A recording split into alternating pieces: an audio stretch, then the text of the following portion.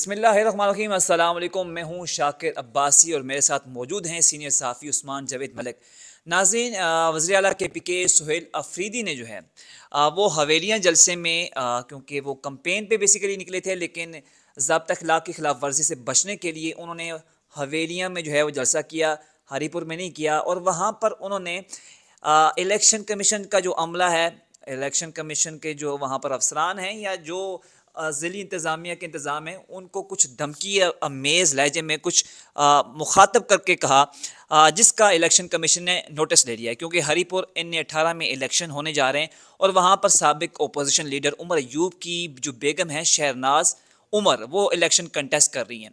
तो वहाँ पर साथ ही हरीपुर के साथ ही हवेलियाँ हैं, वहाँ पर इलेक्शन जो जलसा था वहाँ पर उन्होंने खिताब किया और उन्होंने कहा कि अगर कोई इंतखाबी अमला या किसी ने कुछ ऐसा गड़बड़ की तो वो अगली सुबह का सूरज नहीं देख सकेंगे, जिस पर इलेक्शन कमीशन ने नोटिस लिया। और आज इलेक्शन कमीशन में इस हवाले से इजलास था, जिसकी सदारत chief election commissioner Sikandar Sultan Raja ने की। इस इजलास में फैसला किया गया कि जो वज़ीर आला के पी के सोहेल अफरीदी का बयान था वो इश्तियाल जो है अंगेज़ी पर मबनी था, जिसके ख़िलाफ़ जो है उन्होंने उनको तलब कर लिया ज़ाती हैसियत में कल। और जो उम्मीदवार हैं N18 से शहरनाज उमर, उनको भी जो है वो ज़ाती हैसियत में तलब जो है वो कर लिया है और उनके ख़िलाफ़ कल बाकायदा इस केस की समाअत होगी। मेरे साथ उस्मान जावेद मलिक मौजूद हैं। उस्मान, ये बताइएगा कि एक जो वज़ीर आला का बयान था, उस बेसिकली बैकग्राउंड उसका क्या था और जो आज इलेक्शन कमीशन ने जो एक्शन लिया है, इसको कैसे देखते हैं आप? देखिए, इलेक्शन कमीशन जो है वो इलेक्शन एक्ट 2017 के ताबे है और आईन पाकिस्तान के ताबे है। आईन पाकिस्तान के ऊपर अमल दरामद करने के लिए इलेक्शन कमीशन एक आज़ाद इंडिपेंडेंट इदारा है। और इलेक्शन एक्ट की अगर हम बात करें तो इलेक्शन एक्ट में साफ साफ जिक्र किया गया है कि जो भी पब्लिक ऑफिस होल्डर है, जिस तरह अवामी नुमाइंदे हैं, वो किसी भी इंतखाबी मुहिम, सियासी जलसा और रैली का दौरान जो इलेक्शंस है वो हिस्सा नहीं बनेंगे। और इस हवाले से 3 एक्ट मौजूद है, 175, 176 और 183।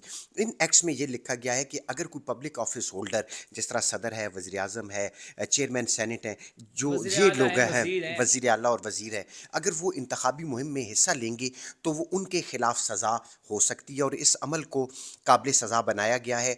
कम से कम 6 महीने की सज़ा है।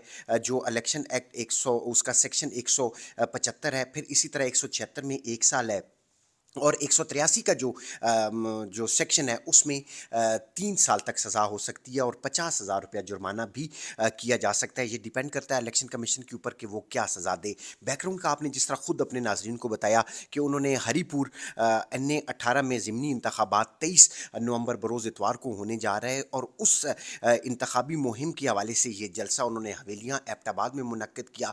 और उन्होंने इंतखाबी अमला, क्योंकि इंतखाबी अमला इलेक्शन कमीशन ऑफ पाकिस्तान ने अपॉइंट किया है। आरओ जो है वो ज़िले इंतज़ामिया का अफसर है, जो डिप्टी कमिश्नर है वो इसका रिटर्निंग अफसर मुकर्रर किया गया है। और फिर इसी तरह जो असिस्टेंट कमिश्नर है वो रिटर्निंग अफसर मुकर्रर किए गए हैं। और फिर मुख्तलिफ जो स्कूल्स और जो दीगर अमला है उनको प्रिजाइडिंग अफसर तैनात किया गया है। क्योंकि हर प्रिजाइडिंग अफसर जो है वो एक जो पोलिंग पोलिंग स्टेशन है। स्टेशन है वहाँ पर जो इंचार्ज होगा वो प्रिजाइडिंग अफसर होगा। और प्रिजाइडिंग अफसर के ही ज़ेरे एहतमाम जो है वो पोलिंग का अमल होगा। और उसी में ही जो वोटर्स हैं वो वहाँ पर वोट पोल करेंगे। फिर जो वहाँ से फॉर्म 45 बनेगा, 45 के बाद फॉर्म 46 बनेगा, फिर फॉर्म 47 बनता है। 45 का जो फॉर्म है वो एक पोलिंग स्टेशन से मुतल्लिक होगा।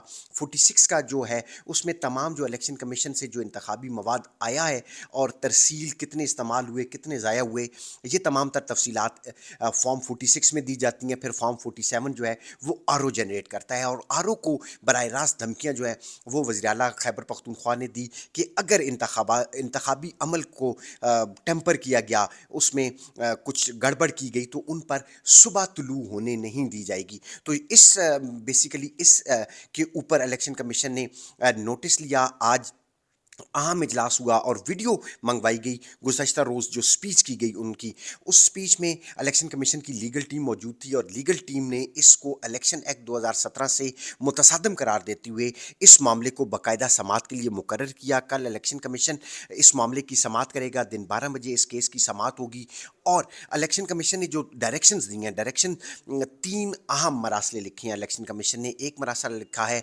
चीफ सेक्रेटरी खैबर पख्तूनख्वा को, दूसरा मरासला लिखा है सेक्रेटरी दाखिला को, तीसरा जो अहम मरासला है वो सेक्रेटरी दिफा को लिखा है, क्योंकि इलेक्शन कमीशन ने इस बयान को गैर जिम्मेदाराना बयान करार दिया है और इस बयान को इश्तियाल अंगेज़ बयान करार दिया है कि इस बयान से इलेक्शन ड्यूटी पर तैनात ज़िले इंतज़ामिया के अफसरान को ख़तरा लाहिक है, पुलिस को ख़तरा लाहिक है और इसके साथ साथ जो वोटर्स हैं उनको भी ख़तरा लाहक हो चुका है। और इलेक्शन कमीशन ने सेक्रेटरी दिफा को फ़ौज NA 18 में तैनात करने की सिफारिश की गई है और उस सिफारिश में जो मरासला है उसमें मज़ीद ये कहा गया है कि जो इंतखाबी मवाद की तरसील है पोलिंग स्टेशन में, उसकी भी निगरानी करने के लिए फ़ौज की ज़रूरत है, सिविल आर्म फोर्सेस की ज़रूरत है और इसके साथ साथ फ़ौज की ज़रूरत है, ताकि इंतखाबी मवाद जो है वो पुरअमन और बाहिफाजत मुंतकिल किया जाए और फिर जो पोलिंग स्टेशन है वहाँ से ये इंतखाबी मवाद वापस RO ऑफिस आएगा और RO ऑफिस ही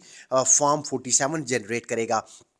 तो इस हवाले से इंतखाबी मवाद की सिक्योरिटी इंतखाबी अमले की भी सिक्योरिटी जी वो भी सिक्योरिटी के लिए फ़ौज को तलब किया है। फिर जो दूसरा मरासला लिखा गया है सेक्रेटरी दाखिला को, उसको ये कहा गया है कि आप वफाकी जो इदारे हैं वो मुहैया करें ताकि फ़ौज जो है वो वफाकी इदारा है, फ़ौज को तलब करें और सिविल आर्म फोर्सेस और दीगर जो वफाकी जो इदारे हैं वो इन इंतखाबात की जी FCB उनके अंडर आती है, इस इंतखाबात की निगरानी और पुरअमन इंतखाबात के इनकाद के लिए फ़ौज और वफाकी इदारे तलब करने की सिफारिश की गई है। तीसरा मरासला चीफ सेक्रेटरी को लिखा गया है, उनको पुरअमन इंतखाबात के हवाले से तमाम तर इंतज़ामात करने की हिदायत की है और इसके साथ साथ जो अहम मामला है वो खैबर पख्तूनख्वा के सूबाई इलेक्शन कमिश्नर को ये हिदायत की गई है कि वो चीफ सेक्रेटरी खैबर पख्तूनख्वा और IG खैबर पख्तूनख्वा से मुलाकात करें, मीटिंग करें और NA 18 में पुरअमन इंतखाबात के इनकाद के हवाले से जामे रिपोर्ट इलेक्शन कमीशन को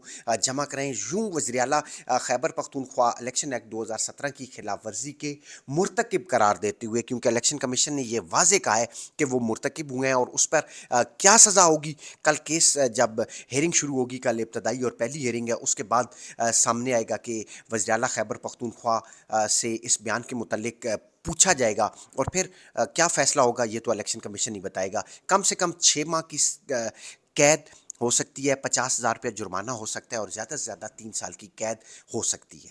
देखिए उस्मान, जावेद साहब ने आपको ड्राई दिया, ऑप्शन और भी हैं, साथ साथ वो वार्निंग भी दे सकते हैं और वार्निंग दे सकते हैं कि आइंदा अगर उन्होंने वज़ीर आला के PK आते हैं और उन्होंने अपनी कोई वजह, ठोस वजह बयान की कि मैं आहिस्ता नहीं करूँगा, जज्बात में अल्फाज निकल गए, तो वो वार्निंग दे के छोड़ भी सकते हैं, ये ऑप्शन भी मौजूद है। साथ ही साथ वो अपना नुक्ता नज़र पेश कर सकते हैं कि हमने अगरचे इस बात पे तो आप बास पुरस कर सकते हैं कि हमने इंतखाबी अमले को कोई बात की या इश्तियाल अंगेज़ी उनको बयान दिए, लेकिन जो हमने वहाँ पे जलसा किया वो उस हल्के के अंदर नहीं आता, ये भी एक जो है वो उनके पास जवाज़ मौजूद है। लेकिन क्योंकि सुहेल अफरीदी का PTI से उनका ताल्लुक़ है और PTI का जो है वो 2024 जो इंतखाबात हैं उस हवाले से उनका जो शकूक व शुबहात हैं वो अभी मौजूद हैं, जिसकी बुनियाद पर हो सकता है उन्होंने बयान दिया है। बहरहाल इलेक्शन कमीशन इसका नोटिस ले लिया और कल इस हवाले से केस की समाअत होगी। देखना ही है कि इलेक्शन कमीशन इस केस के हवाले से क्या फ़ैसला करता है। इस वीडियो के हवाले से अपना फ़ीडबैक लाज़मी दीजिएगा, अपना ख्याल रखिएगा। अल्लाह हाफ़िज़।